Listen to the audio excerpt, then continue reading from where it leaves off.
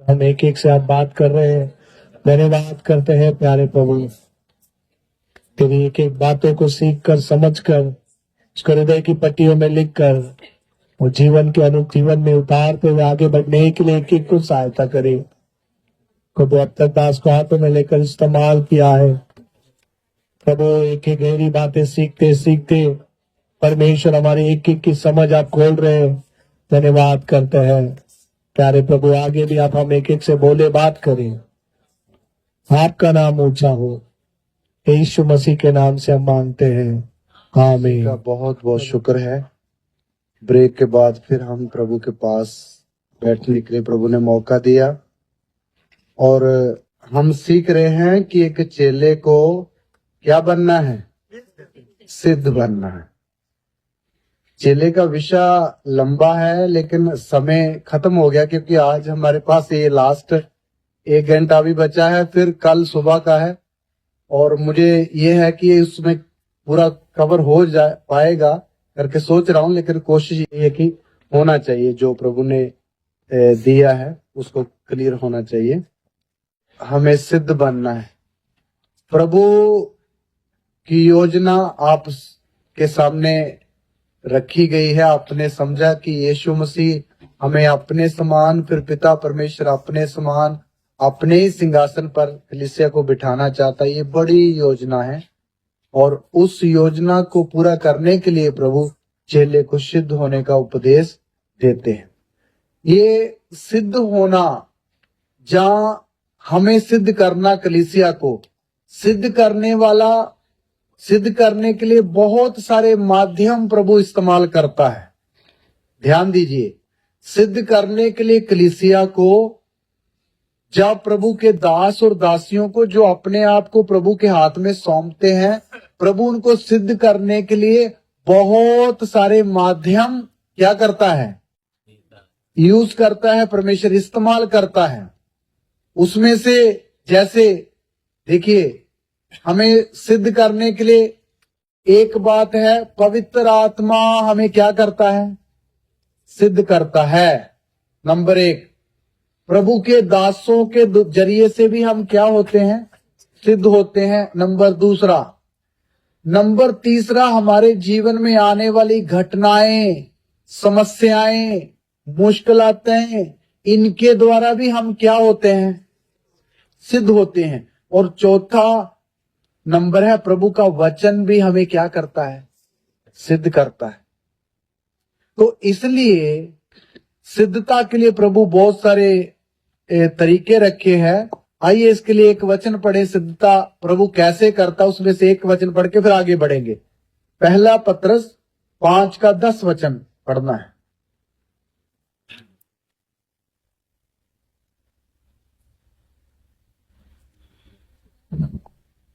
जी। अब परमेश्वर जो सारे अनुग्रह का दाता है, जिसने तुम्हें मसीह में अपनी अनंत महिमा के लिए बुलाया, तुम्हारी थोड़ी देर तक दुख उठाने के बाद आप ही तुम्हें सिद्ध और स्थिर और बलवंत करेगा। हाँ, देखिए ये वचन ध्यान से हमने समझना। एक बार फिर पढ़े सिस्टर, फिर हम आगे बढ़ते हैं।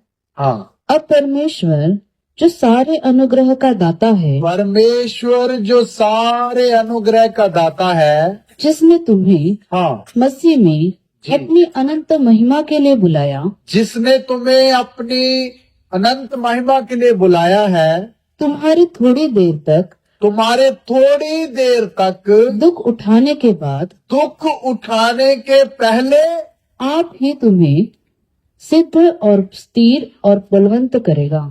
दुख उठाने के पहले, बीच में या बाद थोड़ी देर तक दुख उठाने के बाद आप ही तुम्हें स्थिर, सिद्ध और बलवंत करेगा। उसमें एक शब्द छूट गया, हिंदी शब्द बाइबल में एक शब्द और आना चाहिए, दृढ़ करेगा।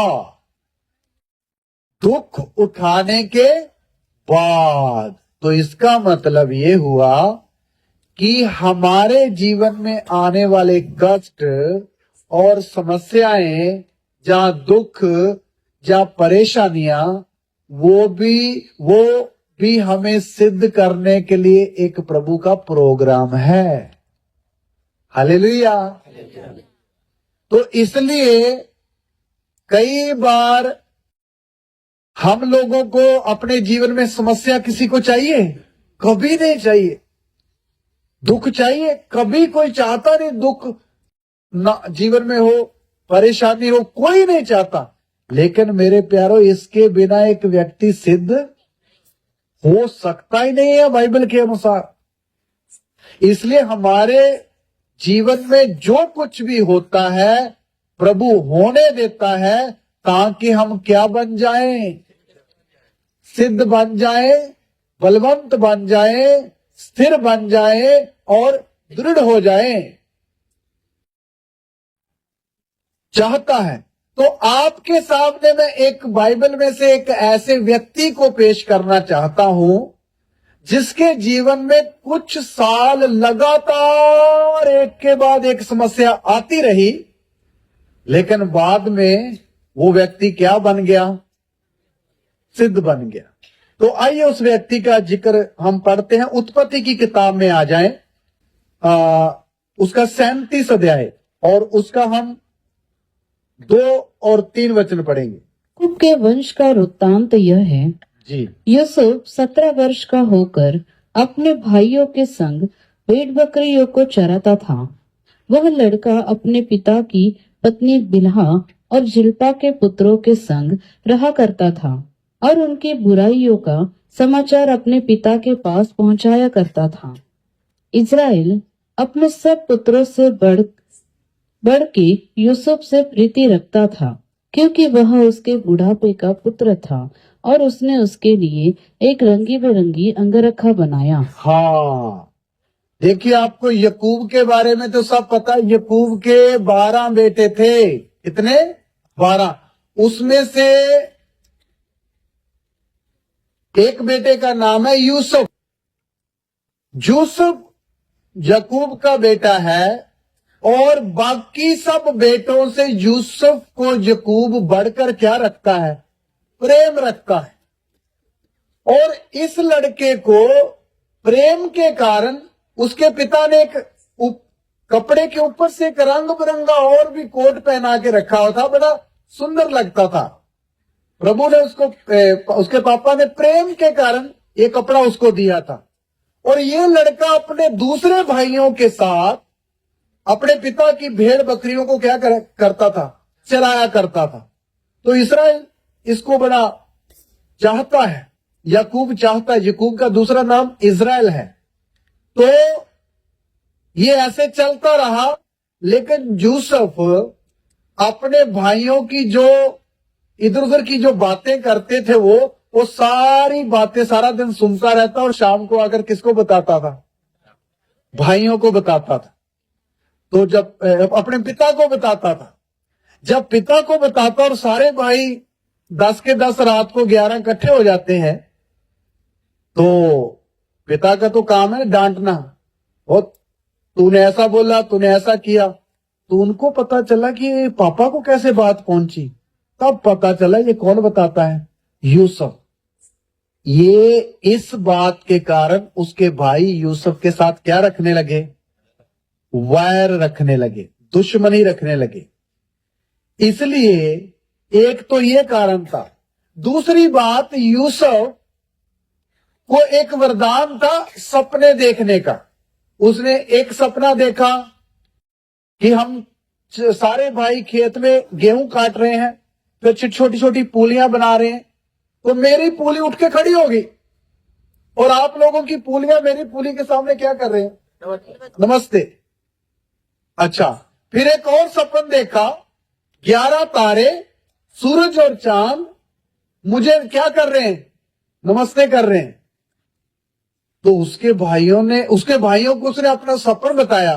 तो उसके भाइयों को पहले ही उसके ऊपर गुस्सा है। वो बोलता तू काम धंधा तो कोई करता नहीं, उल्टा हमें नीचा दिखाना चाहता है। वो और भी उसके लिए मन में नफरत रख के बैठ गए। ये लड़का चुगलियां भी करता है, दूसरा नंबर आप प्रधान बनना चाहता और हमें बोलता तुम मेरे सामने नमस्कार करने वाले हो, ऐसा करके। ऐसा उसके भाई उसके स्वभाव से इन बातों से थोड़ा दुखी हुए। चलो समय बीतता गया, उसके भाई 10 भेड़ बकरियां चराते चराते आगे बढ़े। मैं 10 बोल रहा हूं क्योंकि एक छोटा बेटा यूसुफ के बाद था, वो अभी बिल्कुल छोटा था, वो बाहर नहीं जाया करता था, इसलिए 10 बोल रहा हूं। तो 10 भाई भेड़े चराने चराते कहीं दूर चले गए। तो 2-3 दिन हो गए, तो पापा को चिंता आई, बच्चे घर आए नहीं 2-3 दिन। तो उन्होंने यूसुफ को बोला, यूसुफ तू ऐसे कर कि मम्मी ने रोटियां बनाइया है, तो रोटी सब्जी भाजी चावल जो भी कुछ है अच्छा गठरी बांध कर अपने भाइयों की एक तो सुधि लेकर आ कि वो कहाँ है क्या कर रहे हैं, दूसरा उनको क्या भी देकर आ, खाना देकर आ। तो यूसुफ एकदम पिता की आज्ञा मानकर सिर में रखकर अपनी रोटी की टोकरी और चल पड़ा। जब चलता गया तो वहां क्या होता है, आप 12 से 14 वचन पढ़े। उसके भाई अपने पिता की भेड़ बकरियों को चराने के लिए शकेम को गए। तब इज़राइल ने यूसुफ से कहा, तेरे भाई शकेम ही में भेड़ बकरी चरा रहे होंगे, इसीलिए जा, मैं तुझे उनके पास भेजता हूँ। उसने उससे कहा, जो आज्ञा मैं हाजिर हूँ। उसने उससे कहा, जा अपने भाइयों और भेड़ बकरियों का हाल देगा कि वे कुशल से तो हैं और मेरे पास। समाचार लेके सुनिए, पापा ने यूसुफ को भेज दिया और उसने बोला दोतान नाम की एक जगह है, वहां भेड़ बकरियां चरा रहे हैं। दोतान या शाकेम में। तो शाकेम में यूसुफ पहुंच गया। उस समय तो कोई साइकिल बाइक या गाड़ी वाड़ी नहीं होती थी, सब कैसे चलता था, पैदल ही चलते थे। तो वहां पहुंच गया तो उसने देखा भाई तो वहां है नहीं, तो इधर उधर घूमते देखा। देखिए यूसुफ की वफादारी देखिए, सेकम में उसको भेजा गया है, सेकम में भाई मिले नहीं। तो यूसुफ वापस आ सकता था ना, भाई तो मिले नहीं, चलो किधर को चलते हैं, घर को वापस चलते हैं। नहीं, वहां किसी आदमी से और पूछा, भाई इधर कुछ मेरे भाई भेड़ बकरियां चरा रहे थे, आपने देखा है उनको? उन्होंने बोला हाँ देखा तो है, वो बातें कर रहे थे, हम दोतान को चलते हैं। दोतान एक अगली जगह है, कुछ किलोमीटर और दूर है। तो यूसुफ वही टोकरी उठाकर किधर चल पड़ा, दोतान की तरफ चल पड़ा। उसकी वफादारी देखिए यूसुफ की, वापस नहीं गया बल्कि आगे भाइयों को खोजता हुआ गया। चलो जैसे चलता चलता गया तो 18 वचन पढ़िए, क्या होता है। जो ही उसने उसे दूर से आते देखा तो उसके निकट आने के पहले ही उसे मार डालने का षड्यंत्र रचा। हाँ, भाइयों ने दूर से देख लिया कि कौन चला आ रहा है। पीछे वालों को समझ आ रहा है कौन चला आ रहा है, यूसुफ। तो उसके भाइयों ने सोचा ये जो लड़का आ रहा है ना, आज इसके साथ सारे हिसाब किताब क्या करेंगे, बराबर करेंगे। उन्होंने 10 लोगों ने सोच लिया आज इसको जान से खत्म ही कर देना है, ना तो पापा को ऊट पटांग की बातें बताएगा और इसके सपनों का भी देखेंगे क्या होता है। चलो भाइयों ने दूर से देख लिया। यूसुफ जैसे ही उनके पास आया, यूसुफ ने बोला पापा ने भेजा और मम्मी ने ये सब्जी भाजी और रोटियां भेजी, तो रख ली नीचे। और उन्होंने सब रोटियां नीचे रख के यूसुफ को पकड़ लिया और यूसुफ को पकड़ करके सबसे पहले जो उन्होंने क्या किया, ध्यान देना, 23 वचन पढ़े, क्या किया भाइयों ने। इसलिए ऐसा हुआ कि जब यूसुफ अपने भाइयों के पास पहुंचा तब उन्होंने उसका रंगी बिरंगा अंगरखा जिससे वह पहने हुए था उतार लिया। हाँ, सबसे पहले यूसुफ की सुंदरता का प्रतीक ये जो रंग बिरंगा ऊपर कपड़ा पहना था वो भाइयों ने क्या कर दिया, उतार दिया। देखिए यूसुफ के जीवन में क्या शुरू हो गई, समस्या। क्या शुरू हो गई, समस्या। वो भी किनके द्वारा, विरोधी दलों के द्वारा नहीं, अपने ही घर के लोगों के द्वारा। जैसे कल हमने पढ़ा था तुम्हारे वैरी लोग होंगे। सबसे पहले उन्होंने उसका रंग बिरंगा कुर्ता उतारा, कपड़ा उतारा। इसलिए याद रखिए विश्वासी भाई बहन, आपके साथ भी ऐसा हो सकता है। हालेलुया। यूसुफ का कपड़ा उतारा, आपकी भी इज्जत उतारी जा सकती है, आपकी इंसल्ट की जा सकती है ऑफिस के सामने, समाज के सामने, दुनिया के सामने। इससे हमें ये सीख मिलती है, क्योंकि क्या बनाना है प्रभु ने? सिद्ध। तो उसका पहला स्टेप, उसका ये उतारा, हमारे साथ भी ऐसा हो सकता है। इसलिए यीशु ने बोला चेले को क्या उठा के चलना है, चलो वो उतार दिया। दूसरा नंबर क्या किया? 24 वचन पढ़े। और यूसुफ को उठाकर गड्ढे में डाल दिया। वह गड्ढा सूखा था और उसमें कुछ जल न था। देखो दूसरा नंबर, भाइयों ने उसको उठाकर किधर फेंक दिया? गड्ढे में। उस समय यूसुफ की उम्र कितनी है? 17 वर्ष, मात्र 17 वर्ष। छोटा लड़का गड्ढे में डाल दिया। शुक्र है कि वहां पानी नहीं था, उनको जान से मारने का था। उन्होंने बोला पहले रोटी खा लेते, उसके बाद इसको जान से मारेंगे, ऐसा प्रोग्राम था। आप पूरा पढ़ोगे तो पता चलेगा। देखो अपने ही भाइयों के द्वारा कहां फेंकवाया गया? गड्ढे में। इसलिए याद रखिए, समस्या आनी शुरू होगी यूसुफ के जीवन में। इसलिए हमारे अपने, जिसको हमने बोलते हैं अपना, मेरा, साड़ा, हमारा, ये अपने ही लोग कई बार कहां उतार देते हैं? गड्ढे में उतार देते हैं। भाई ने सवाल पूछा था, अपना माँ बाप का भी वो प्यार मतलब का होता। देखो ये भी अपने ही है, अपने ही भाई किधर उतार रहे हैं? गड्ढे में।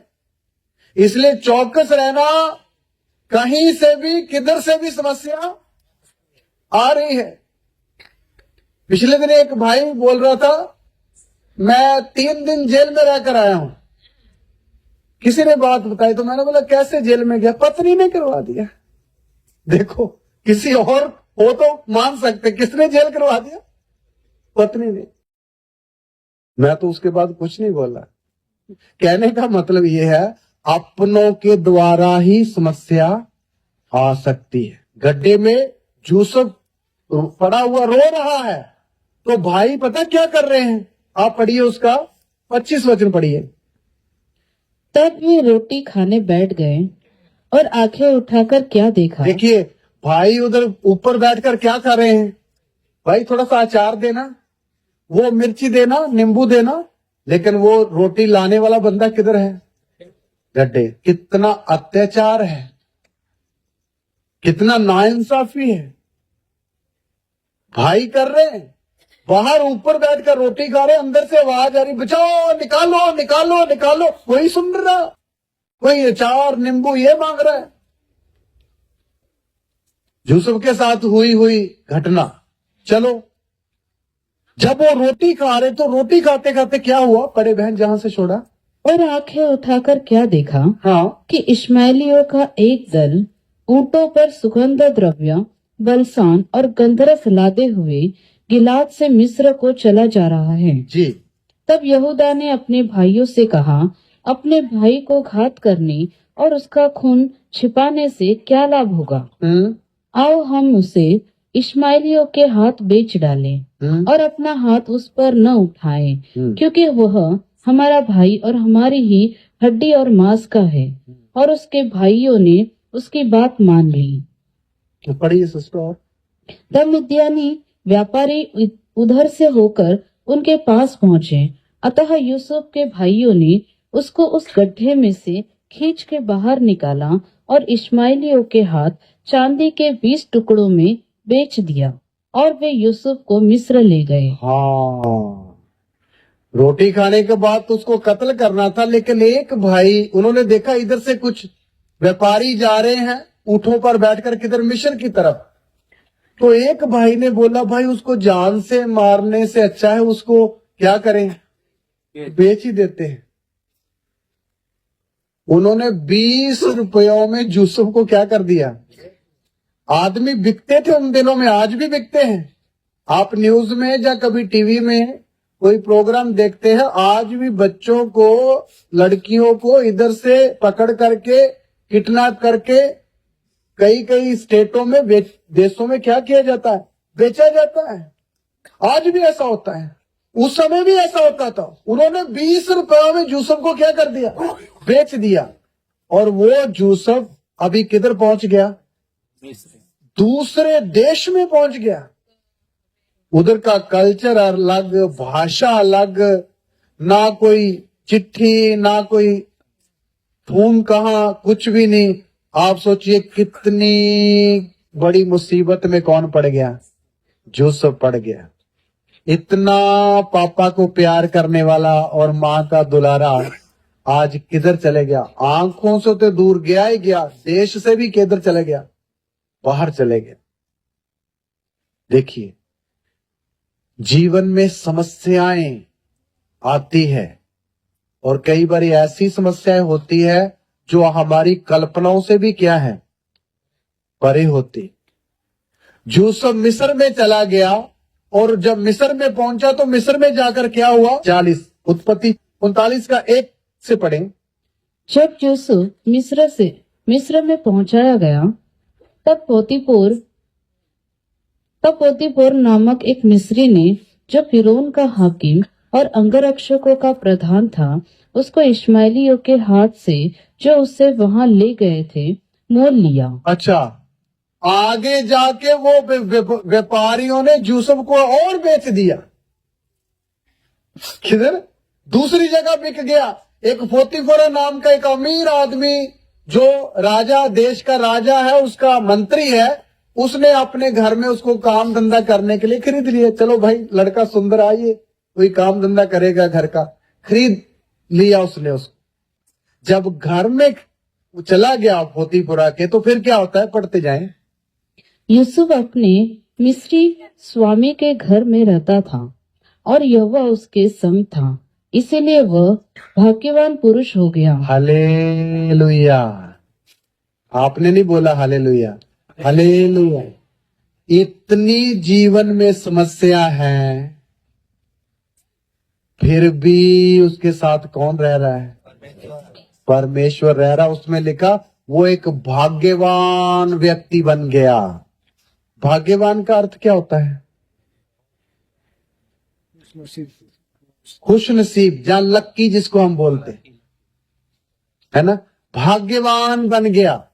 देखिए क्यों बन गया, परमेश्वर उसके साथ था। देखिए मेरे प्यारो, कई बार विश्वासी लोगों के जीवन में कष्ट आते समय, दुख आते समय बोलते परमेश्वर हमारे साथ नहीं है। ये दुख उसका एक प्रूफ है। जिस समस्या में मैं फंसा हूं, ये समस्या ही उसका प्रूफ है कि प्रभु मेरे साथ नहीं है। मेरे प्यारो, ये आप बोलते हैं, जहां शैतान की विचार भी आपको ये धोखे में रख सकता है कि प्रभु आपके साथ नहीं है। यूसुफ के जीवन से देखिए, इतनी समस्याएं होने के बाद भी ये लिखा है कि परमेश्वर उसके साथ था और उसने उसको राहत भी दी।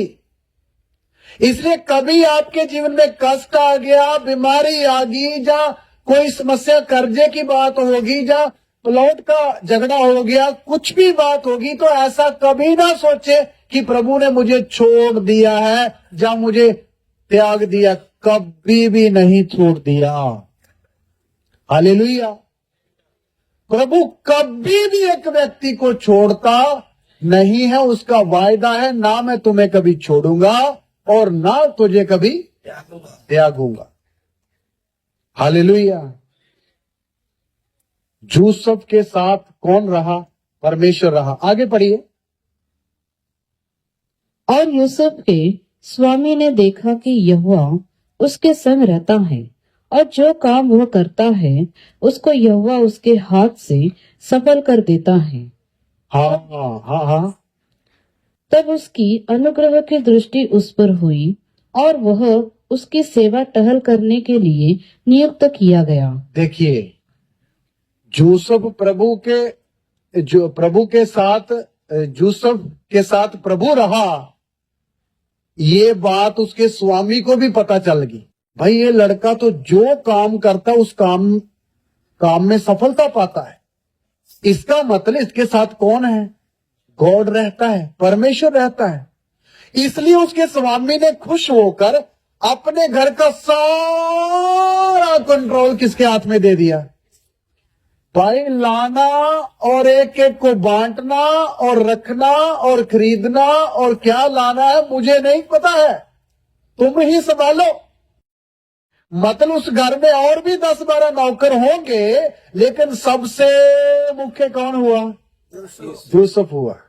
देखिए, इससे क्या सीखते हैं? अगर आपके जीवन में कष्ट और मुसीबत है तो प्रभु हमेशा आपको कष्ट में ही पड़ा रहने नहीं देगा। जरूर बीच में थोड़ी थोड़ी क्या भी देता है? राहत देता है। इसलिए हम लिखते हैं ना, प्रभु उतनी ही परीक्षा देता है जितनी हम सह सकते। सहने के बाद प्रभु परीक्षा कभी देता ही नहीं है, ये प्रभु का स्वभाव नहीं है। हालेलुया। इसलिए याद रखना, परमेश्वर कभी भी अपने विश्वासियों को, अपने चुने हुए लोगों के साथ अन्याय नहीं करता, बल्कि अनुशासन में रहकर उनके साथ बर्ताव करता है। और हमें हमेशा कष्ट में नहीं, बल्कि कष्ट के बीच में भी कुछ कुछ हमें उठाएगा भी, आगे बढ़ाएगा भी। लेकिन आगे फिर कष्ट नहीं आएगा ऐसा गारंटी भी नहीं सोचना कि ऐसा ही रहेगा। अगर ऐसा सोचेंगे तो फिर एक हमारे साथ धोखा हो जाएगा। इस्राएली लोग जब मिस्र से निकले तो उनको पहले लाल समुद्र पार किया। लाल समुद्र पार करने के बाद 3 दिन तक उनको पीने के लिए क्या नहीं मिला? पानी नहीं मिला। उन्होंने, देखिए, रोटी ना मिले तो चलता है, पानी ना मिले तो, उनके पास पशु भी है, छोटे छोटे बाल बच्चे भी हैं, फिर भी 3 दिन पानी नहीं मिला। धन्यवाद है कि कोई नुकसान हुआ नहीं, क्योंकि प्रभु उनके साथ साथ रह रहा था। तो इसलिए बाद में आगे जाकर उनको पानी मिल गया, वो भी खारा, फिर उसमें पेड़ डाला, वो मीठा हो गया। आप सब ये बातें जानते। बाद में थोड़ा और आगे बढ़े तो उनको क्या मिला? 70 खजूर के पेड़ और 12 पानी के सोते। उन्होंने सोचा ये तो जगह बहुत अच्छी है, पानी की समस्या तो है नहीं, खाने के लिए खजूर भी है, पीने के लिए पानी भी है, और छाए के लिए बादल तो ऑलरेडी है ही है। यहां थोड़ा मन लगा के रहते हैं। लेकिन कई बार हमारे जीवन में भी 70 खजूर के पेड़ आएंगे और पीने के लिए सोते भी आएंगे, तो हम क्या सोचेंगे? यहां ही रहना क्या है, बहुत बढ़िया है। मेरे प्यारों, मन नहीं लगाना है। अगला संदेश जल्दी आने वाला है। किधर जाना है? पवित्र आत्मा संदेश लेके आने वाला है। बाद में प्रभु बोलता, बादल उठ रहा है, आगे चलो, तंबू उखेड़ो और आगे चलो। अच्छा, इसी तरह कभी नहीं सोचना थोड़ा सा जीवन में आराम मिल गया तो आराम से ही बताएंगे। सिद्ध बनने तक प्रभु आपका सफर रुकने नहीं देता है। हालेलुया। अच्छा, यूसुफ उधर आराम से रहा, बड़ा पर्सनैलिटी है यूसुफ का, और वैसे ही वो रूप बहुत क्या भी है, उसकी पर्सनैलिटी भी बहुत है, सुंदर है, दिखने में बहुत अच्छा, और बाल और आंखें, बहुत स्मार्ट लड़का है। अभी जब वहां रह रहा था तो उस स्वामी की पत्नी जो थी, उसका नाम तो वहां नहीं लिखा, उसने देखा ये तो लड़का बड़ा सुंदर है। उसने अपनी बुरी आंख के साथ उसको देखना शुरू किया और उसके ऊपर डोरे डालने शुरू कर दिए, यूसुफ के ऊपर। 1 दिन हुआ, 2 हफ्ते हुए, 4 दिन हुए, लेकिन यूसुफ इन बातों से क्या था? परे था। देखिए, ये यूसुफ के लिए एक परीक्षा थी कि पाप करने के लिए आगे बढ़ता है जब प्रभु का भय मान के प्रभु के साथ ही बना रहता है। लेकिन यूसुफ ने इन दोनों में से कौन सा रास्ता अपनाया? प्रभु के साथ रहना और पवित्र रहने को ही उसने अहमियत दी। वो उस औरत के चक्कर में नहीं पड़ा। वो देखती रही, कभी किचन से, कभी बेडरूम से, कभी खिड़की से, लेकिन यूसुफ उधर नहीं देखता था। इसलिए मेरे प्यारों, हमारे बीच में नौजवान लड़के और लड़कियां भी बैठे हैं, हमारे सामने भी ऐसी ऐसी परीक्षाएं आ सकती है, आई भी होंगी। याद रखिए विश्वासी भाई बहनों, वो हमारी क्या हो सकती है? परीक्षा। हमने भी अगर प्रभु का भय हमारे मन में है तो अपना मन इन बातों की तरफ कभी जाने नहीं देना है, क्योंकि शैतान तो परीक्षा लाएगा। उसके ऊपर जय पानी किनका काम है? एक विश्वासी का काम। बात इतनी बढ़ गई, वो औरत उसको एक दिन घर में अकेला देखकर, दूसरे नौकर नहीं है, यूसुफ का क्या पकड़ लिया? ये कपड़े पकड़ लिया। उसके कंधे के ऊपर कुछ गमछा रखा होता था, उसने वो पकड़ लिया और उसको बोला, मेरे साथ हम बिस्तर हो जा। लेकिन यूसुफ जिसके साथ खुदावंद रहता था, वो एकदम अपना कपड़ा वहां छोड़कर वहां से क्या हो गया? भाग गया। देखिए, इसलिए एक अच्छा विश्वासी हम यूसुफ को यहां देख सकते हैं। आंखों की अभिलाषा के पीछे नहीं गया, शरीर की अभिलाषा के पीछे नहीं गया, लेकिन अपने आप की चौकसी करते हुए क्या हो गया? घर से भाग गया। औरत चालाक थी, उसने वो कपड़ा एक सबूत के तौर पर रख लिया। और जब शाम को उसका पति घर में आया तो झूठ झूठ आंसू बहाकर हूं करके रोने लगी। और उसके पति ने पूछा, क्यों रो रही हो आप? उसने बोला, जो व्यक्ति तू यहां लाके रखा है ना घर में, वो व्यक्ति पिछले कुछ हफ्तों से मेरे ऊपर बुरी नजर डाल रहा था और आज तो उसने हद ही पार कर दी। मुझे पकड़ना चाहा, ये देखो मैंने अपना बचाव किया, उसका कपड़ा भी यहां है, वो छोड़ के भाग गया। सबूत भी है। उसके आदमी ने कोई परख नहीं करी, कोई जांच नहीं करी, अपनी पत्नी की बात मानी, विश्वास किया और यूसुफ को खोजा। कहां है? पकड़कर उसको किधर डाल दिया गया? बंदी गृह में डाल दिया। किधर डाल दिया? बंदी गृह में डाल दिया। देखिए, इसमें यूसुफ का क्या गलती है? यूसुफ की क्या गलती है? कोई गलती नहीं। कई बार कोई हमारा दोष ना होते हुए भी हम पर क्या आ जाएगा? इल्जाम लग सकता है। क्या लग सकता है? इल्जाम लग सकता है। दानियल को जब शेरों के घुरने में डाला था तो कोई दोष था दानियल का? कोई दोष नहीं। बिना वजह से एक दोष बनाया गया, घुरने में डाल दिया गया।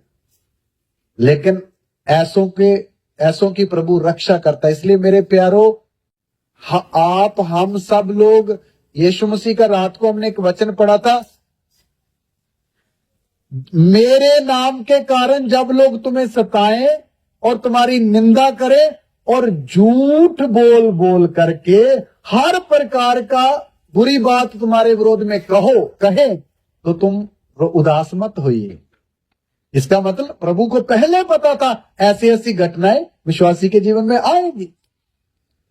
इसलिए मेरे प्यारो, कई बार शैतान प्रभु के चुने हुए लोगों को बिना कारण से समस्या में या उलझनों में फंसाने का प्रोग्राम बनाएगा। इसलिए हर व्यक्ति अपने आप की क्या करनी है? हमेशा चौकसी करनी। दोष होना नहीं चाहिए। हमने कोई मौका नहीं देना। इसलिए वचन में लिखा शैतान को अवसर ना दो, अवसर देना नहीं है। फिर भी कोई इल्जाम लगाया जाता तो प्रभु के हाथ में सौंप दो, उसके लिए रक्षा कौन करेगा? खुदावंद करेगा। चलो यूसुफ जेल में पड़ा हुआ है, जब जेल में चला गया तो क्या हुआ? पढ़िए 20 और 21 वचन पढ़िए 39 का।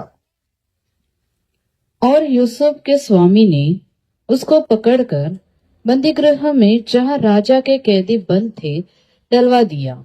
अतः वह उस बंदीगृह में रहा, पर यहोवा यूसुफ के संग संग रहा। हालेलुया।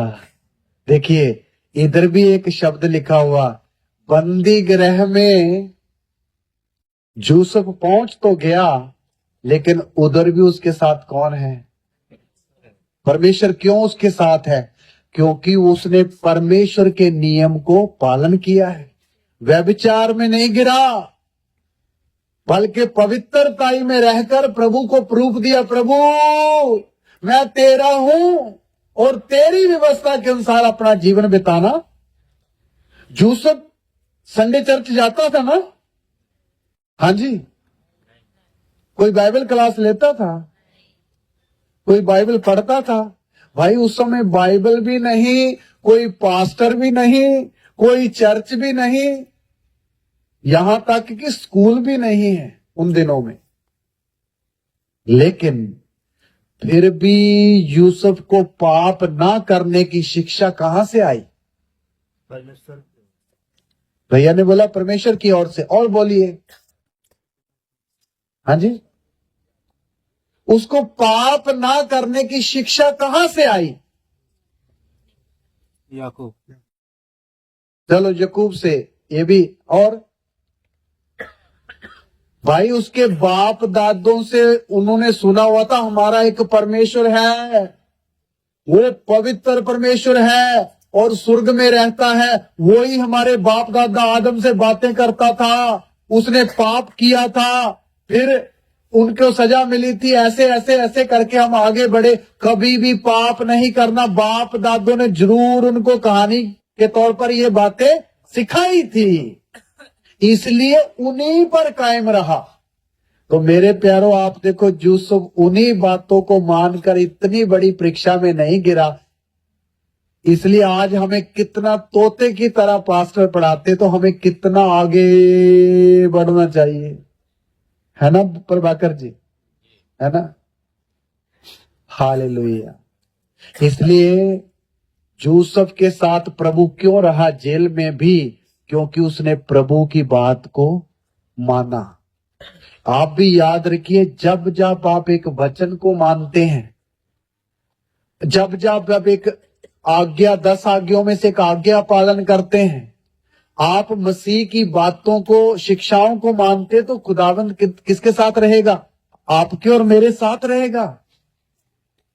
हालेलुया। और प्रभु साथ रहेगा, अकेला नहीं। प्रभु आपको उन बातों के लिए संभालेगा भी, परिस्थितियां कैसी भी हो, क्योंकि आपने किसकी बात मानी है? स्वर्गीय पिता की बात मानी है, उसकी व्यवस्था की बात मानी है, सच्चाई को कबूल किया है। इसलिए परमेश्वर आपके साथ साथ रहेगा, कष्ट में भी। यूसुफ जेल में है, यूसुफ जेल में जाके रो रहा है? नहीं, शांत है।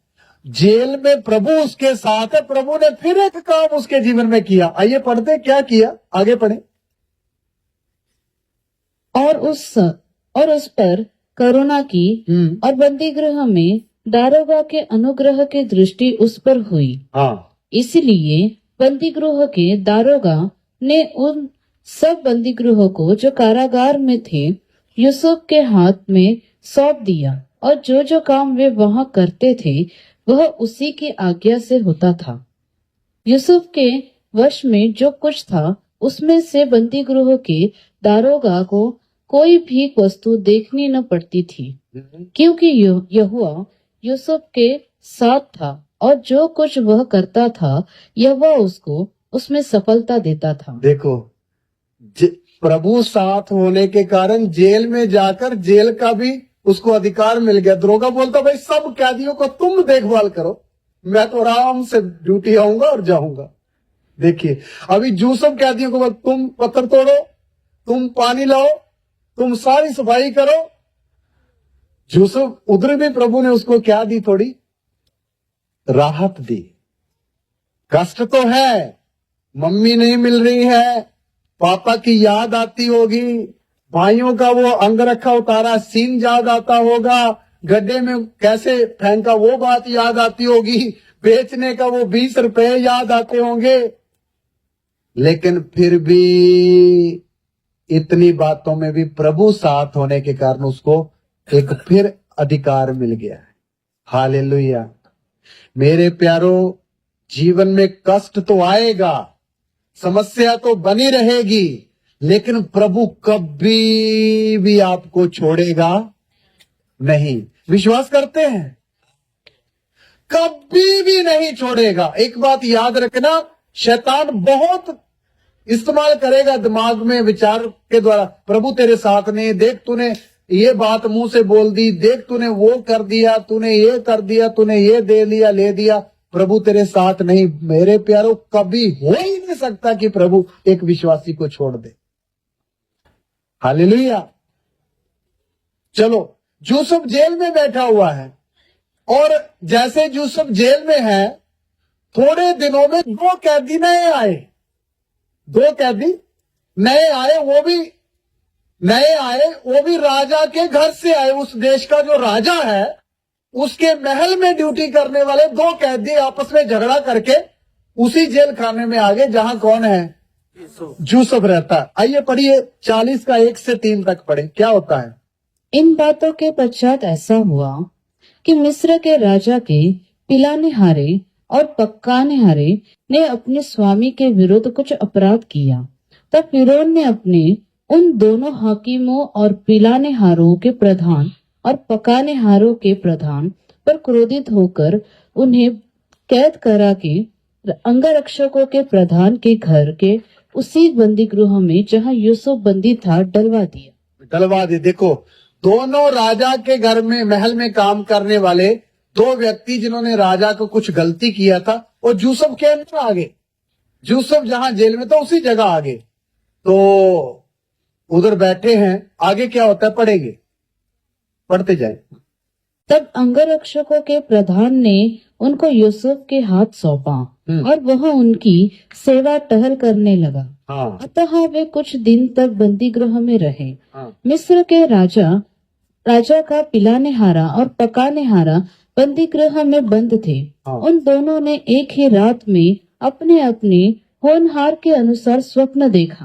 हाँ। सवेरे जब यूसुफ उनके पास अंदर गया, तब उन पर उसने जो दृष्टि की तो क्या देखता है कि वे उदास है।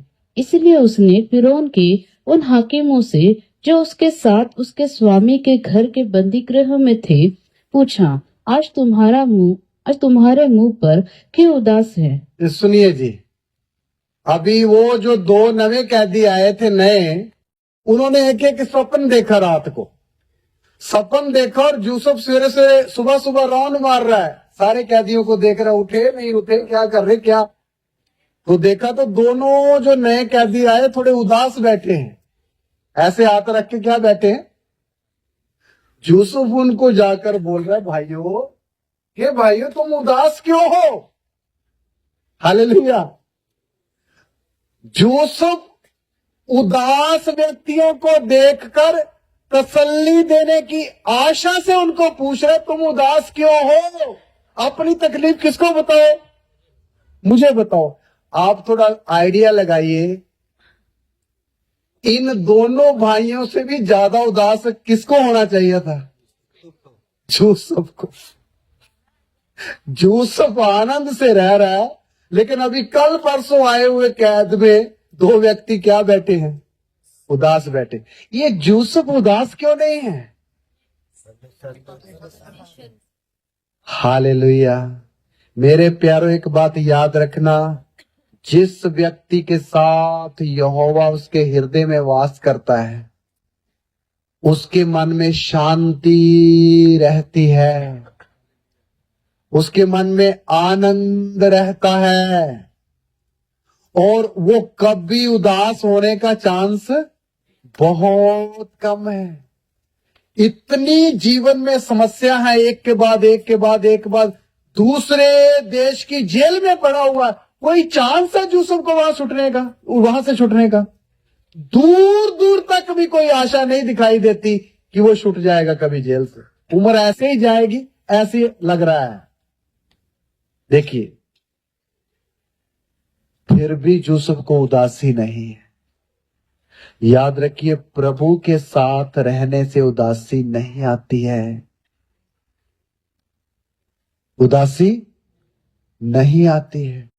इसलिए पौलुस बोलता है, प्रभु में हफ्ते बाद आनंदित रहा करो, है ना? सदा लिखा है। अच्छा, मेरी मिस्टेक है मेरे प्यारो। इसलिए पौलुस बोलता है, विश्वासियों प्रभु में आनंद रहो। मैं फिर कहता हूं, सदा। क्या ये सदा आनंद रहने वाला वचन हम अनुभव कर पाते हैं? हाँ जी, हाँ जी, सच बोलना। हम अपने परिवार के लोग बैठे हैं, आत्मिक लोग नहीं कर पाते। आप फिर आपके जीवन में उदासी क्यों आती है? भाई, कहीं ना कहीं आपने अपने जीवन को पूरी तरह प्रभु के हाथ में अर्पित नहीं किया। कहीं ना कहीं आप अपने जीवन में आप ही चल रहे हैं। वहां से क्या आ जाती है? उदासी। बच्चों को थोड़ा चुप कराइए भैया। इसलिए मेरे प्यारों, नहीं तो प्रभु के साथ रहने वाला बंदा हमेशा बाग बाग रहता है। हालेलुया। बाग बाग रहता है। इसलिए मेरे प्यारों, याद रखिए, यूसुफ दूसरे उदास लोगों को पूछ रहा, भाई तुम्हें उदासी क्या है, कारण बताओ। सुनिए ध्यान से। बाद में उन्होंने कारण बताया। उन्होंने बोला, हमने एक एक सपना देखा है और सपने का अर्थ हमें नहीं पता चल रहा कि इसका अर्थ क्या है, उसका मतलब क्या है। और यूसुफ को परमेश्वर ने ऐसा एक वरदान दे रखा था, कोई भी सपना उसके सामने रखो, वो उसका क्या बता देता था? अर्थ बता देता है। चलो, एक ने दर्शन अपना सपना बताया और दूसरे ने भी बताया, और यूसुफ ने उन दोनों का अर्थ बता दिया। एक को बोल दिया, भाई तेरे सपने का अर्थ है कि 3 दिन के बाद राजा तेरा सिर कटवा देगा और तुझे पक्षियों को खाने के लिए दे देगा। तेरे सपने का अर्थ यह है।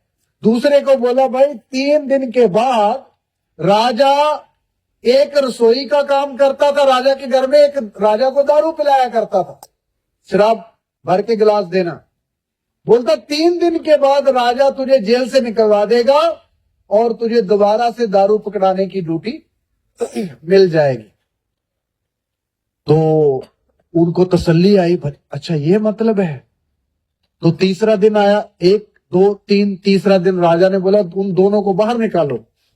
एक का तो राजा ने सिर कटवा दिया रसोइये का, और दूसरे को राजा ने ड्यूटी देने के लिए संदेशा भेज दिया। तो जैसे वो जेल से बाहर जा रहे थे, यूसुफ ने उसको रोक के रास्ते में बोला, भाई एक काम करना, जब आप बाहर चले जाओगे ना, तो राजा को ना मेरी तरफ से एक फरमाइश डाल देना कि मैंने ना कोई पाप नहीं किया है, मैंने कोई गुनाह नहीं किया, मैं तो वैसे इब्रानी हूं, किसी और देश का हूं, यहाँ तो मेरे भाइयों ने धोखे से बेच दिया, तो मैंने यहाँ कोई ऐसा काम नहीं किया, मुझे यहाँ से बाहर निकलवाओ ना। ऐसा एक रिक्वेस्ट उनके हाथ में दे दी। उसने बोला, हाँ भाई कोई बात नहीं। जैसे ही वो बंदा बाहर गया और उसको ड्यूटी मिल गई, खुश हो गया, वो ये बात ही भूल गया। क्या हो गया?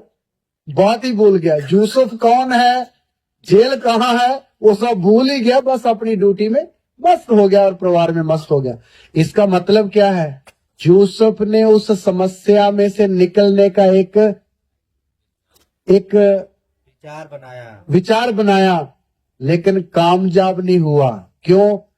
जब तक प्रभु की मर्जी नहीं है, आपको जिस समस्या में प्रभु ने रखा, आप अपनी कोशिश से निकल नहीं सकते हैं। भले आप कोशिश करो, फरमाइश की अर्जी डालो, कुछ भी करो, जब तक प्रभु का समय जहाँ वो काम जो आपके जीवन में करना चाहता है वो पूरा नहीं होगा, तब तक प्रभु आपको निकलने नहीं देगा। इसलिए कई विश्वासी बोलते, पास्टर इतने दिन से ये समस्या बनी रहती है, कब हटेगी, कब हटेगी? कौन सा दिन आएगा जब मेरा पिंजरे का लॉक खुलेगा और मैं खुली हवा में उड़ने पाऊंगा? भाई, जब तक प्रभु का समय है, चुपचाप जिधर प्रभु रखता है रखे रहो। हालेलुया। चुपचाप रहो, कुछ प्लान मत करो, इसको बंद कर दो लॉक लगा के। किसको? बुद्धि को। यूसुफ भी पड़ा है, थोड़ा सा खिड़की खोली थी लेकिन फिर उसने बंद करनी ही पड़ी। भाई, समय नहीं है। इसलिए बहनों और भाइयों, प्रभु ने आपको छोड़ा नहीं है। जीवन में समस्या चलती रह रही है, लेकिन प्रभु को पूरी आपके बारे में जानकारी है। बेटा किस हालत में है, बेटी किस हालत में है, घर का खर्चा कैसे चल रहा है, नौकरी जाती रह रही है, बिजनेस नीचे नीचे जा रहा है, कैसे गुजारा हो रहा है, सारी नॉलेज किसको है? आप कई बार प्रार्थना करो, प्रभु आपको पता नहीं, बड़ी मुश्किल से चल रहा हूं। भाई, आप प्रभु को सलाह दोगे? आपके जन्म से पहले पता था आपके साथ क्या क्या होने वाला है। हालेलुया। आपको मालूम, हमारे पिता परमेश्वर के अंदर एक खूबी है, उसका वो सर्वज्ञानी है। क्या है? सर्वज्ञानी का मतलब आगे आने वाले 1000 साल के बारे में भी प्रभु को क्या है मालूम है। हम यहां बैठेंगे, आज तारीख कौन सी है? 11 दिसंबर 2024, टाइम रात के 8:30 बजे। हम ये महाराष्ट्र स्टेट के गोघाट में इस हॉलीडे होम सेंटर में बैठकर, ये पंडाल के नीचे बैठकर ऐसे वचन सीखेंगे। ये बात प्रभु को कब पता थी? ये पृथ्वी की नींव रखने से पहले। हालेलुया। इतना ज्ञानी है हमारा प्रभु, हमारा राजा। इसलिए कोई चिंता ना करे आपके बारे में। पूरा बायोडाटा किसके पास है? प्रभु के पास है। आपका नाम, एज, कब पैदा हुए, आपके पीछे 10 पीढ़ियां, आगे क्या होगा, सब प्रभु को पता। टेंशन ना लें, टेंशन ना लें। हालेलुया। इसलिए यूसुफ का जब तक समय नहीं आया, उसको जेल में रहना ही पड़ेगा। चलो, समय बीतता गया, वो पिलाने हारा भूल गया कि यूसुफ कौन है। लेकिन 2 वर्ष बीतने के बाद एक घटना होती है। कितने साल? 2 साल। 2 साल बाद क्या घटना होती है? 41 का 1 वचन पढ़े। उत्पत्ति 41 का 1 वचन। पूरे 2 वर्ष बीतने पर फिरौन ने यह स्वप्न देखा कि वह नील नदी के किनारे खड़ा है और उस नदी में से 7 सुंदर और मोटी गाय निकलकर कछार की घास चरने लगी। और क्या देखा कि उनके पीछे और 7 गाय जो कुरूप और दुर्बल है नदी से निकली और गाय दूसरी गायों के निकट नदी के तट पर जा खड़ी हुई। तब वे कुरूप और निर्बल गाय उन 7 सुंदर और मोटी मोटी गायों को खा गई। तब फिरौन जाग उठा। देखिए, सुनिए, 2 वर्ष बीतने के बाद उस देश के राजा को एक सपना आया। एक नहीं बल्कि 2 सपने आए। सपना क्या था? राजा नील नदी, उस देश में एक नील नदी आज भी है, नील नदी के किनारे खड़ा है। तो उस नदी के अंदर से 7 मोटी मोटी गायें निकली, जो बड़ी मोटी ताजी थी, तंदुरुस्त। तो उस मैदान में घास चरने लगी। फिर उसके बाद 7 गायें और निकली जो पतली पतली और मरियल सी थी, और ये पीछे वाली 7 गायें उस मोटी मोटी 7 गायें को क्या होगी, खा गई। जब खा गई तो फिर उनका पेट देखने से ऐसा लग रहा है जैसे कुछ खाया ही नहीं है, अभी भी पेट खाली है। राजा एकदम चौंक के उठ गया, ये कैसा सपना है, और राजा फिर लेट गया।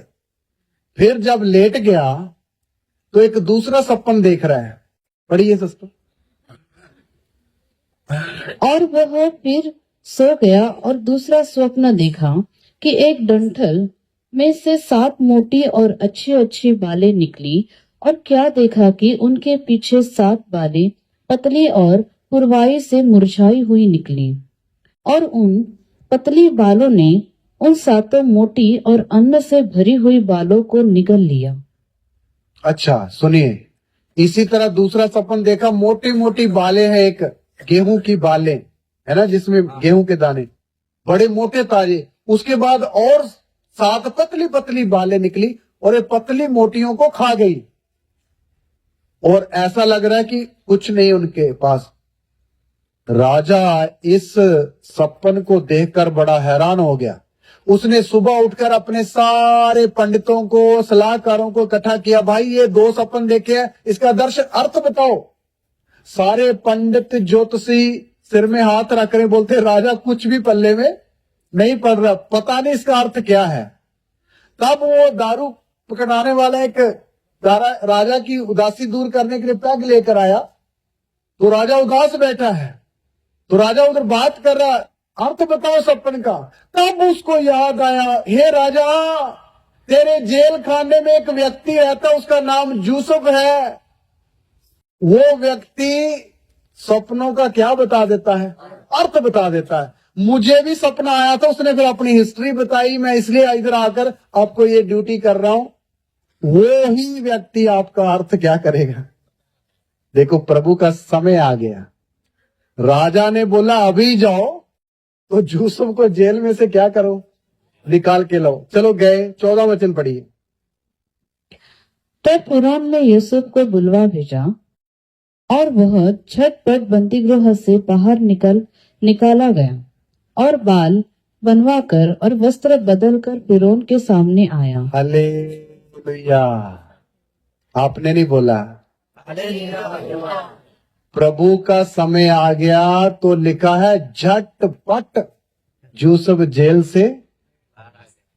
जब प्रभु का समय आता है तो अद्भुत रीति से यूसुफ को प्रभु ने जेल से बाहर निकलवा दिया, और जल्दी जल्दी उसके बाल कटवाए, दाढ़ी बनवाई, पुराने कपड़े वो फेंके, अच्छा कपड़े नहलाकर, शैम्पू वैम्पू डालकर, क्योंकि किसके सामने आना है, राजा के सामने।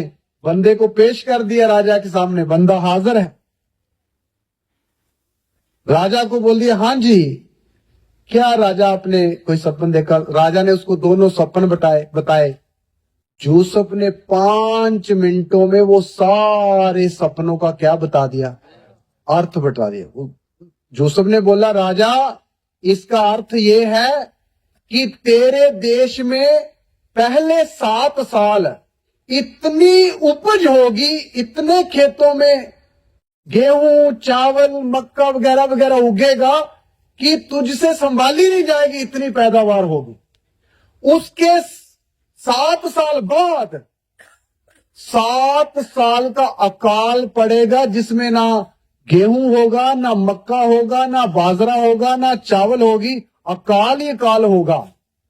तो इसलिए राजा, यूसुफ ने बोला, इसलिए राजा तेरे लिए मशवरा ये है, सलाह ये है कि तू एक बुद्धिमान और अक्लमंद बंदा अपनी इस काम के ऊपर ठहरा दे कि जो 7 साल पहले उपज पैदा हो, उन सारी पैदावार को संभाल के रखे, और फिर आने वाले जो अकाल के 7 वर्ष हैं, उन वर्षों में वो ही अन्न निकाल कर तुझे और तेरी सारी पब्लिक को धीरे धीरे क्या करता रहे, बांटता रहे, ताकि तेरा देश नष्ट ना हो जाए। और राजा सुपना 2 बार आया है, इसका मतलब ये है कि ये बात यहोवा की तरफ से पक्की है, ये होनी ही होनी है।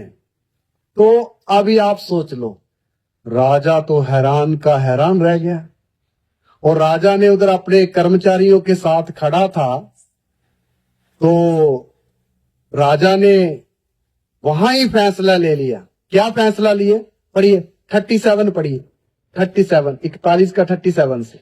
यह बात फिरौन और उसके सारे कर्मचारियों को अच्छी लगी, इसलिए फिरौन ने अपने कर्मचारियों से कहा, क्या हमको ऐसे पुरुष जैसा यह है जिसमें परमेश्वर का आत्मा रहता है मिल सकता है?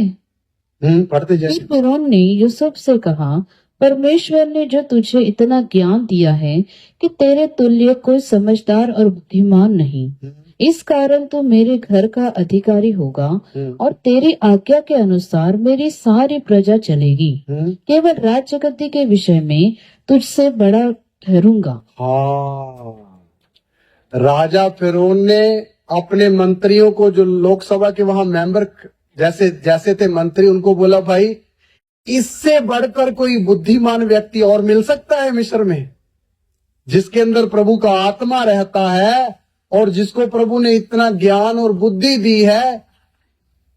इसलिए बोला, मैं तुझे ही इस काम के ऊपर क्या करता हूं? नियुक्त करता हूं। पूरे देश का राजा तो मैं रहूंगा, लेकिन उस मेरे बाद नंबर 2 का व्यक्ति कौन होगा? तू होगा। 43 वचन पढ़िए, उसको पदवी क्या मिली? और उसको अपने दूसरे रथ पर चढ़वाया, और लोग उसके आगे आगे यह प्रचार करते चले कि घुटने टेक कर दंडवत करो। और उसने उसको मिस्र के सारे देश के ऊपर प्रधानमंत्री ठहराया। हालेलुया। जेल में पड़ा हुआ यूसुफ आज कौन सी पोजीशन में है? मिस्र का प्रधानमंत्री है। हमारे देश का प्रधानमंत्री कौन है? वही पदवी उस समय किसको मिल गई? आप सोचो, छोटी सी है, छोटी सी पदवी है। देखिए मेरे प्यारो, हमारे परमेश्वर के काम देखिए कैसे हैं। कौन कौन से हालातों में से गुजर कर आया हुआ ये व्यक्ति है, और अभी कहां पहुंच गया। सिर्फ राजा के नीचे राष्ट्रपति फिरौन है, प्रधानमंत्री कौन है?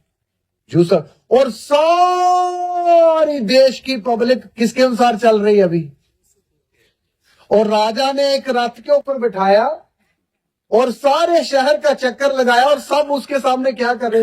नए प्रधानमंत्री को नमस्कार नमस्कार नमस्कार। आप बोलिए, जिस बहन ने उसके ऊपर इल्जाम लगाया था उसका क्या होता होगा? उसके मन पर क्या बीती होगी? खबर तो पहुंच गई होगी ना, क्योंकि उसका पति मंत्री है। प्रभु ऐसे अपने चुने हुए लोगों को अपनी इच्छा के अनुसार कष्टों में डाल डाल डाल के उनको क्या करता है जी? सिद्ध करता है। पक्का नहीं, क्या करता है?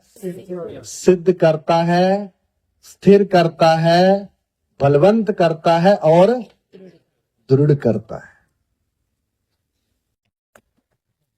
ये वचन जो लिख कर रखे हैं और आप सुन रहे हैं, ये क्यों लिख कर रखे? ताकि आने वाले लोग जो मैं और आप हैं, इन वचनों को समझें और आपके जीवन में भी जो कुछ होता है किसकी मर्जी के अनुसार होता है।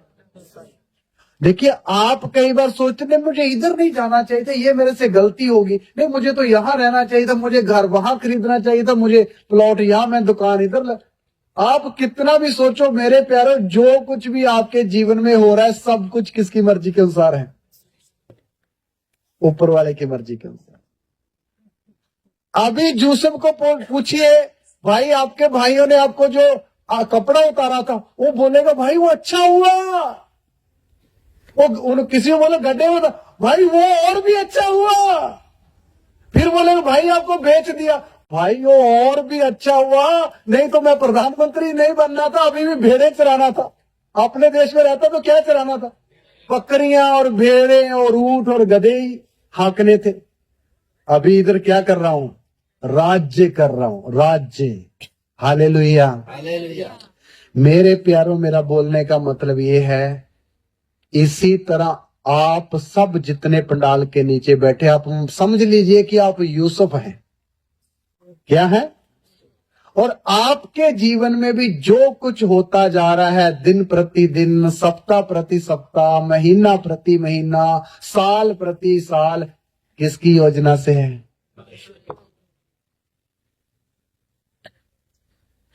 यूसुफ को मारने का प्रोग्राम था, प्रभु वो होने नहीं दिया, क्योंकि योजना कुछ और थी, इसलिए बिकने दिया। और बिकने भी लिबनान में नहीं दिया, मिस्र में दिया, क्योंकि पहुंचाना मिस्र में था। देखो, प्रभु का प्रोग्राम पहले से नियुक्त किया हुआ था। इसलिए आपके जीवन में जितने भी प्रोग्राम हैं, वो सब क्या है? नियुक्त किए। कई बार कुछ नौजवान बोलते, इस पत्नी के साथ मेरी शादी नहीं होनी चाहिए, तो किसी और के साथ। भाई, प्रभु की तरफ से फिक्स थी। आप बोल लो, कुछ भी बोलो, खुदावंद की तरफ से हुआ है। और जो समस्या चल रही, वो आपको क्या करने के लिए है? सिद्ध करने के लिए। इसलिए मेरे प्यारों, प्रभु यीशु मसीह के अनुग्रह से इसी तरह इस संसार में हमें प्रभु चलाते चलाते, बनाते बनाते, एक दिन हमें भी प्रभु क्या बनाना चाह रहा है? राजा। आज मिस्र का राजा कौन है? यूसुफ। पूरा देश उसके अनुसार चल रहा है। इसी तरह हमें भी प्रभु क्या बनाने जा रहा है? राजा। लेकिन थोड़ा समय लगेगा, धैर्य रखिए। मैंने सुबह ही बताया, हम राज्य करेंगे 1000 साल में, फिर ट्रांसफर हो जाएगा राज्य नया पृथ्वी में, और युग युग तक राज्य करना है। वो अभी सिर्फ हमारा यूसुफ की तरह क्या चल रहा है? Training period. कौन सा पीरियड है? ट्रेनिंग पीरियड है।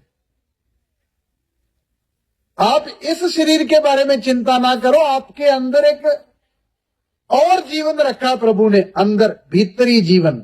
ये तो बाहरी शिल्का है, अंदर का जीवन और दिन प्रतिदिन बन रहा है, और वो एक दिन बनकर राजा की तरह उभरेगा। हालेलुया। इसलिए मेरे प्यारों, यूसुफ मिस्र का राजा बन गया। आपको मालूम, वो जो अकाल सचमुच में 7 साल पहले बड़ी पैदावार हुई, और अगले साल 7 साल क्या हो गया? अकाल। जब अकाल पड़ गया, तो अकाल अकेला मिस्र में ना, पूरी दुनिया में था। पूरी दुनिया में था। और उसके पिता को पता चला कि इधर भी अकाल है, तो उसने अपने भाइयों को बोला, भाई तुम कब हाथ पर हाथ रखकर बैठे रहोगे? मैंने सुना है मिस्र में रोटी गेहूं मिलता है, चावल भी मिलते, मक्का बाजरा भी है। तुम जाओ और जाके मिस्र से क्या लेके आओ? अन्न लेके आओ। चलो, वही 10 भाई। देखिए, यूसुफ जब मिस्र में आया तो उसकी उम्र कितनी थी? जब वो राजा बना तब उसकी उम्र कितनी थी? 30 वर्ष। तो इसका मतलब यूसुफ में टोटल जो उसके जीवन में कष्ट का पीरियड था, कितने साल का हुआ? 13 साल। 13 वर्षों में प्रभु ने उसको पूरा सिद्ध कर दिया। सोचिए, इसलिए सिद्ध होने के लिए ज्यादा समय नहीं चाहिए, ज्यादा समय नहीं चाहिए। और अगर देर लगती है तो हमारे कारण लगती है। हम जो छटपटाते ना निकलने का बाहर पिंजरे से, तब देर और हो जाती है। नहीं तो चुपचाप बैठे रहेंगे तो जल्दी ही प्रभु बना लेता। मेरी बात समझ रहे ना? उनके पापा ने बोला, भाइयों, 10 भाइयों, चलो तुम मिस्र में जाओ, जाके अन्न लेकर आओ। 10 भाई मिस्र में आ गए। मिस्र में आकर यूसुफ के पास आकर बोलते हैं, हमें अन्न चाहिए। यूसुफ ने पहचान लिया कि ये तो रोबेन है, ये शिमयोन है, ये गाद है, ये नफ्ताली है। उसने पहचान लिया कि ये मेरे क्या है? भाई हैं। और यूसुफ ने थोड़ा उनके साथ नाटक किया। आपने वचन पढ़ा होगा, आपको पता है, यूसुफ ने उनको थोड़ा सा ऐसा घुमाया कि उसने बोला, भाई कहां से आए हो तुम? उन्होंने बोला जी हम तो इजराइल से आए, कनान देश से आए हैं। तुम्हारे पिता का नाम क्या है? ऐसे अधिकार से पूछ रहा है। बोलते पिता का नाम याकूब है। कितने भाई हो तुम? बोलते टोटल हम 12 भाई हैं, लेकिन उसमें से एक मर गया है। भाई क्या बोल रहे हैं? एक मर गया है और हम 10 लोग हैं, पिता भी है, मम्मी भी है, सब लोग हैं। बोलते तुम झूठ बोलते हो। उस समय यूसुफ का छोटा भाई पैदा नहीं हुआ था जब यूसुफ मिस्र आ रहा था, बाद में पैदा। यूसुफ के मन में एक लालसा हुई, मेरा एक छोटा भाई और भी है। उसने बोला तुम झूठ बोलते हो कि तुम 12 भाई हो। ऐसा करो, अगर सच। वो बोलते नहीं राजा, हम सच बोलते, हम झूठ क्यों बोलेंगे? भाई हम 12 हैं, एक मर गया, 10 हम में, एक घर में है। यूसुफ बोलता वो छोटे लड़के को जब तक तुम यहां नहीं लाओगे तब तक तुमको मेरे बंदी गृह में एक बंदे को यहां छोड़ना पड़ेगा। तुम अन्न ले जाओ और वापस जाओ, वो छोटे लड़के को लेके आओ। वो बोलते राजा ये तो बड़ा कठिन काम है, हमारा पिता पहले ही बड़ा दुखी है क्योंकि उसका एक बेटा जाता रहा। देखो ये नहीं बोले हमने उसको बेच दिया, जाता रहा। और हमारा पिता तो कभी उसी की जगह छोटे बच्चे को वो प्यार करके अपने पास रखता, हमारा पिता कभी भी उसको आने देगा ही नहीं। तो बोलता देगा नहीं तो मैं तुमको यहां से जाने भी नहीं दूं। ऐसा करके यूसुफ ने उनको घुमाया। फिर उन्होंने एक बंदे को जेल खाने में यूसुफ ने भी रखा, बाकी 9 को भेजा। पिता को जाकर बोला, पिता बोलता भाई तुम 10 गए थे, 9 कैसे? बोलते पापा एक बंदे को देश के राजा ने अपने पास रख लिया, बोलता छोटा लड़का तुम्हारा भाई है करके लेकर आओ। बोलता पिता बोलता तुमने पहले ही एक को गुम कर दिया, अभी दूसरे को उधर बंद करके आ गए हो, फिर अभी तीसरे को इधर से ले जाना चाहता, मैं नहीं दूंगा, मैं जाने नहीं दूंगा। भाई उसके भाइयों ने बड़ी रिक्वेस्ट करी, 2-4 दिन बीत गए। फिर उनका पिता बोलता भाई आखिर में ऐसा करो, ले जाओ भाई इस बच्चे को, लेकिन हाथ जोड़ के विनती है किसको जैसे ले जा रहे हो वैसे। ऐसे करके बाद में यूसुफ उनके ऊपर प्रकट हो गया, मैं ही तुम्हारा क्या हूं? यूसुफ भाई हूं। और क्या मेरा पिता अब भी जिंदा है? तब आपको पता है जब यूसुफ के भाइयों ने पता चला कि ये यूसुफ है तो वो तो डर गए। भाई ये तो बंदा अभी गिन गिन के हमारा हिसाब किताब पूरा करेगा, जाए तो जाए कहां? वो तो उसके सामने घुटनों में गिर गए, पैरों में गिर पड़े। आपको मालूम यूसुफ ने उनको क्या जवाब दिया? आइए पढ़ते, 44 वचन में आ जाए, 44 अध्याय।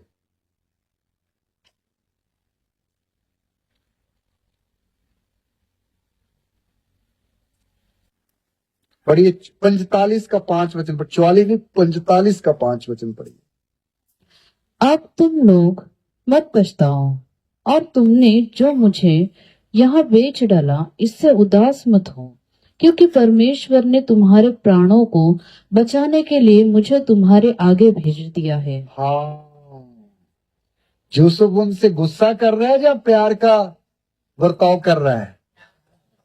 बोलता भाइयों तुमने जो मुझे यहाँ बेच दिया था इससे अभी पछताओ नहीं, ये प्रभु की योजना थी ताकि आज तुम्हारे प्राणों को जिंदा रखने के लिए पहले से प्रभु ने मुझे यहां भेज दिया था। 8 वचन भी पढ़िए, 7-8। इसलिए परमेश्वर ने मुझे तुम्हारे आगे इसीलिए भेजा कि तुम पृथ्वी पर जीवित रहो और तुम्हारे प्राणों के बचाने से तुम्हारा वंश बढ़े। इस रीति अब मुझको यहाँ पर भेजने वाले तुम नहीं, परमेश्वर ही ठहरा। और उसने मुझे फिरौन का पिता सा मुझे फिरौन का पिता सा और उसके सारे घर का स्वामी और सारे मिस्र देश का प्रभु ठहरा दिया है। हालेलुया।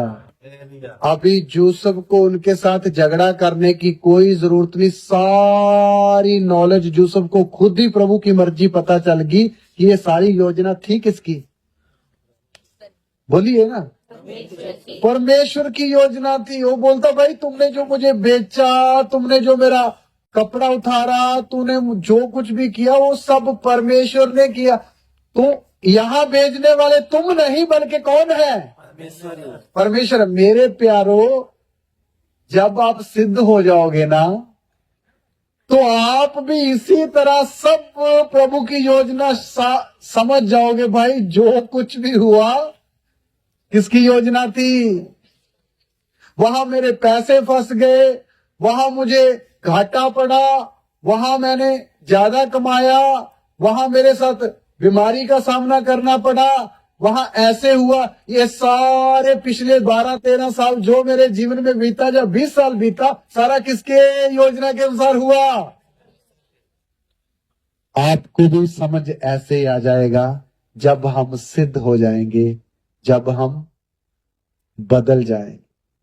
आपको मालूम, जब एक व्यक्ति सिद्ध हो जाता है तो उसको कोई शंकाएं सवाल नहीं रहते। अभी यूसुफ उनके साथ वाद विवाद कर रहा है। तूने मुझे गड्ढे में फेंका था ना, हे रोबेन, तूने मेरा अंग रखा था, उतारा था ना, हे नफ्ताली। ऐसा नहीं बोल रहा है ना?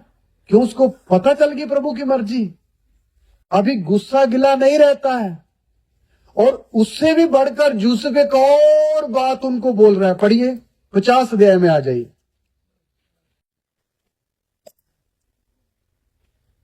उत्पत्ति 50 का 20 वचन पढ़े।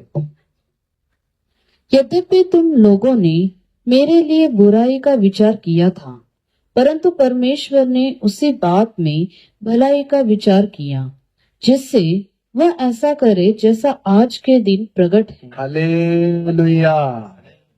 यूसुफ बोल रहा है, हे भाइयों, तुमने मेरे लिए बुरा सोचा था, लेकिन उसी बुराई को प्रभु ने किसमें बदल दिया?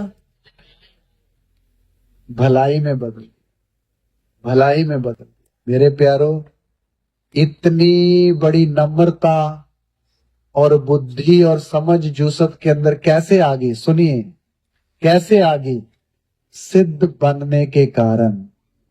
वो जो पिछले 13 वर्ष तक दास ऊपर नीचे कष्ट भोगता रहा, उन कष्टों ने यूसुफ को क्या कर दिया? सिद्ध कर दिया। जब एक व्यक्ति सिद्ध हो जाता है ना, उसकी बुद्धि सही सही काम करनी शुरू कर देती है। अभी यूसुफ को सारी बातें क्लियर पता लग रही है। प्रभु की योजना थी, भाई का कसूर नहीं है, वो ऐसा हुआ, ये हुआ, मुझे राजा प्रभु ने बनाया, प्राणों को बचाने के लिए बनाया, प्रभु की योजना, सारी बातें।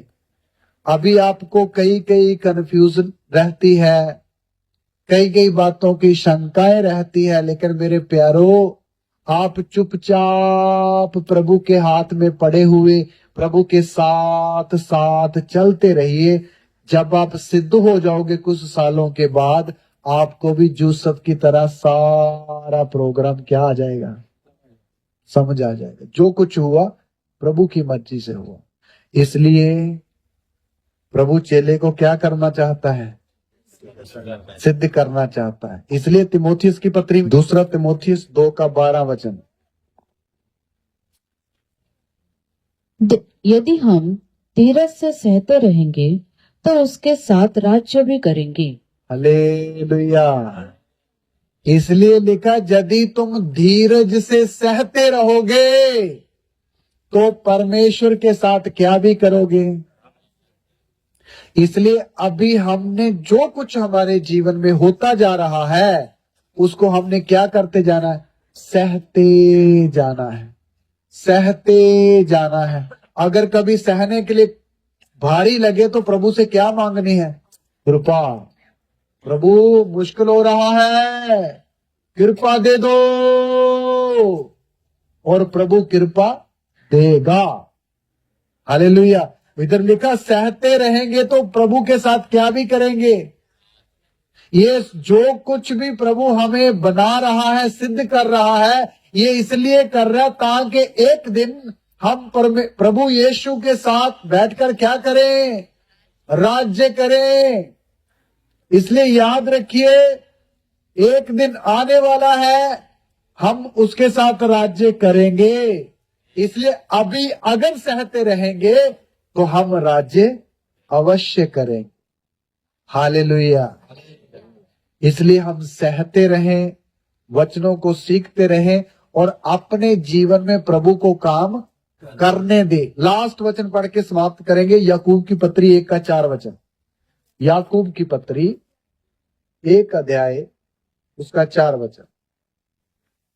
पर धीरज को अपना पूरा काम करने दो कि तुम पूरे और सिद्ध हो जाओ और तुम में किसी बात की घटी न रहे। हालेलुया। ये आए तो सब लोग पीछे पीछे बोलना, बहन थोड़ा थोड़ा करके आगे आगे बोलेगी। पर धीरज को अपना पूरा काम करने दो कि तुम पूरे और सिद्ध हो जाओ और तुम में किसी बात की घटी न रहे। देखिए, अपने जीवन में किसको काम करने दो? किसको? धीरज को। धीरज समझते ना? धीरज, धीरज को अपने जीवन में काम करने दो ताकि तुम पूरे और क्या हो जाओ, सिद्ध हो जाओ, ताकि तुम में फिर किसी भी बात की क्या ना रहे, घटी ना रहे। इसलिए मेरे प्यारो, प्रभु हमको हमारे अंदर जो काम कर रहा है उसको करने दो। प्रभु को काम करने दो। ये काम जो आज हमारे अंदर प्रभु ने किया है, शुरू किया है, ये हमारी सिद्धता का काम है। धीरज हमें क्या कर रहा है? सिद्ध कर रहा है। वो हमारी कमी घटी को दूर निकाल रहा है और हमको पूरे और सिद्ध बनाकर प्रभु के सामने खड़े होने के योग्य बना रहा है। जैसे यूसुफ बनकर राजा के सामने खड़ा हो गया, हम भी एक दिन राजाओं के राजा के सामने क्या होने वाले हैं? खड़े होने वाले हैं। इसलिए मेरे प्यारो, हम प्रभु के इस काम को अपने जीवन में होने दें। इसलिए चेला लिखा, चेला अपने गुरु के समान जब सिद्ध हो जाएगा तो वो गुरु के समान हो जाएगा। वही हालत है कि प्रभु हमें सिद्ध करना चाहता है। चेले का विषय थोड़ा थोड़ा समझ आ रहा है? इसलिए प्रभु सिद्ध करना चाह रहा है। तो आइए अभी अपनी आंखों को बंद करें, सिरों को झुकाएं और प्रभु के आगे प्रार्थना करें। आप पूरा करें और सबको आशीष मिले। और बाकी के समय को प्रभु के दास पास्टर गोपी जी ऊपर आएंगे और प्रार्थना करके सभा को समाप्त करेंगे। सबको जय मसीह की। आइए हम सब प्रार्थना करेंगे। प्रभु ने 3 दिन के सभा में हम सभी भाई बहन को स्तंभों के नीचे रखा और सारा प्रबंध करके दिया। स्वर्ग से हमें आत्मिक भोजन भी दिया और पेट के लिए भी प्रभु ने प्रबंध करके दिया। हम प्रभु का धन्यवाद करेंगे, प्रार्थना करेंगे। धन्यवाद स्वर्गीय पिता, परम प्रधान, पवित्र परमेश्वर। प्रभु, आपने हम सबको अपनी आत्मा के द्वारा इकट्ठा किया। हमें आत्मिक मन्ना की जरूरत थी। आप अपने दास पास्टर रवि जी के द्वारा हम सबको तृप्त किया परमेश्वर। हमारी आत्मा को और बलवंत किया मेरे परमेश्वर। आज की सुबह से लेकर प्रभु जी अब तक मेरे परमेश्वर, आपने बहुत से भेदों को हमारे बीच में प्रकट किया और जो निर्बल थे प्रभु जी, उन्हें मजबूत किया, उन्हें सिद्ध करने की योजना बताई प्रभु जी कि अब कलीसिया सिद्ध हो जाए ताकि नए यरूशलेम में प्रभु के साथ युगान युग राज करे। परम प्रधान, ये वचन एक एक भाई बहनों के हृदयों में मजबूती के साथ बना रहे, और जो अब भी दुर्बल कमजोर है प्रभु, वो सिद्ध हो जाए, आपकी महिमा करे प्रभु जी। ये वचन इनके हृदयों में आशीष का कारण बने और इनका जीवन बदले और एक एक जन सिद्ध हो जाए। प्रभु यीशु के नाम में हम प्रार्थना करते हैं, आमीन। ठीक है, अभी हम सब लोग खाना खाएंगे और कल टाइम से बिना के, तो आप लोग कल अपने टाइम पे जल्दी आ जाइए, ठीक है? ओके, प्रभु आप सबको आशीष दे। जय मसीह की।